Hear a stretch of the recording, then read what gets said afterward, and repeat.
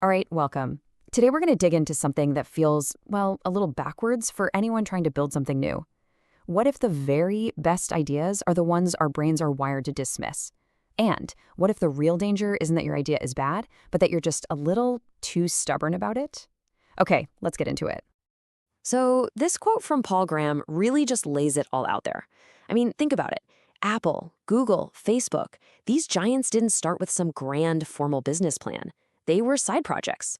The truly game changing ideas often look kind of strange, maybe even a little silly at first. It turns out our logical planning brain can actually be our own worst enemy.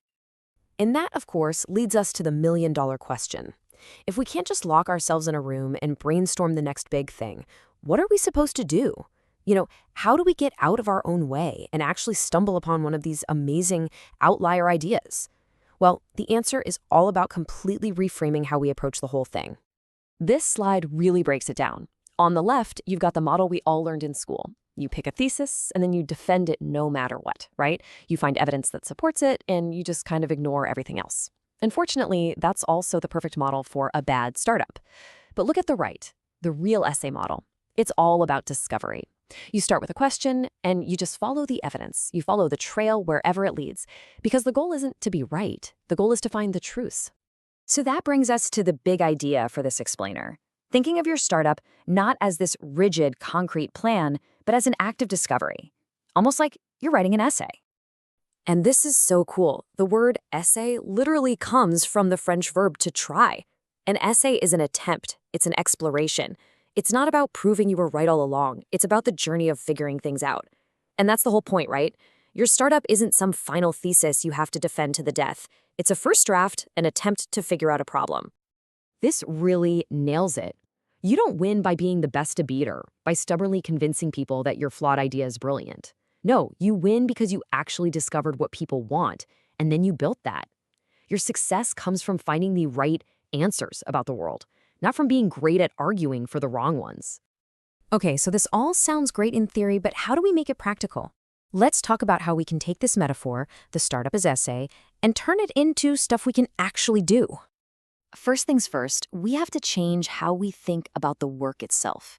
If you're building software, for instance, programming isn't just executing a plan. It's way more like sketching. It's messy, it's fluid. You're slowly pushing and pulling and shaping an idea, discovering what actually works as you build it. And this way of thinking leads to a really clear process, this discovery loop. Step 1, write that first draft. That means launch version 1.0 as fast as you can. Step 2, get feedback from your readers. Go talk to your first users. Step 3, find the weak spots by watching what they do, not just listening to what they say. And step 4, this is the most important one. You have to be willing to ruthlessly rewrite, to iterate and morph the idea based on what you just learned. Now, this might sound a little abstract, but it's exactly how one of the biggest companies of our time got started. Let's talk about Airbnb. When the Airbnb founders started out, things were not looking good. They had zero growth. They were funding the whole thing with a literal binder full of maxed out credit cards. Investors hated it. One famously just got up and walked out in the middle of a pitch. So why on earth didn't they quit? Because as the very first hosts, they experienced something surprising. They actually kind of liked having strangers sleep on air mattresses in their living room.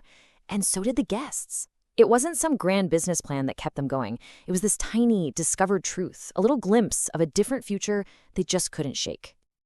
That Airbnb story perfectly tees up the single biggest risk any founder faces: the danger of obstinacy, the danger of falling in love with your original plan and refusing to let go. This is really the heart of it. Your first idea is nothing more than a hypothesis. It's a guess. It's an experiment you need to run. It is not a commandment etched in stone that you have to follow no matter what. Honestly, treating it like one is probably the fastest way to fail. And here's the kicker. The experienced investors, they already know this. They don't expect your initial idea to be perfect. They know it's a long shot. What they're really betting on is you.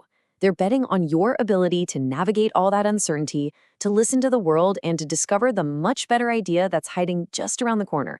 They're betting on your flexibility, not your original plan. Just look at the raw numbers. The standard success rate for startups is just brutal. If 90% of them fail, That's a pretty gigantic signal that your initial plan is almost definitely the wrong one. Sticking to that plan out of pure stubbornness is a recipe for joining that 90%. So, does all this mean you should just give up at the first sign of trouble? No, absolutely not. But we have to change what we mean by not giving up. It's not about clinging to a sinking ship. Real persistence is about the drive to keep trying, keep learning, and, most importantly, to keep morphing your idea until you land on something that actually works. This all leads us to one final, really crucial shift in mindset. It's about moving away from rigid planning and embracing something way more powerful: simple curiosity. You see, you don't find the best ideas by forcing them in some brainstorming session. You find them by turning your mind into the kind of place where ideas just show up. It's about learning a ton, working on things that interest you, and just paying close attention to the weird little problems and quirks of the world. So, what's the secret tool that helps you do that? It's your own curiosity. Your genuine interest in something is this incredibly powerful signal. It's pointing you toward problems that are actually worth solving.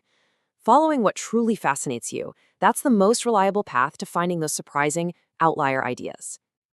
If you remember just one thing from all of this, let it be this right here. Stop trying to engineer the perfect plan from day one.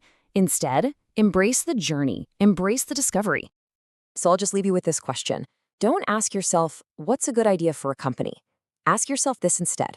What problem, what weird little thing in the world are you just genuinely curious enough to go and explore? Follow that thread, and you might just discover something amazing. Thanks for joining me on this one.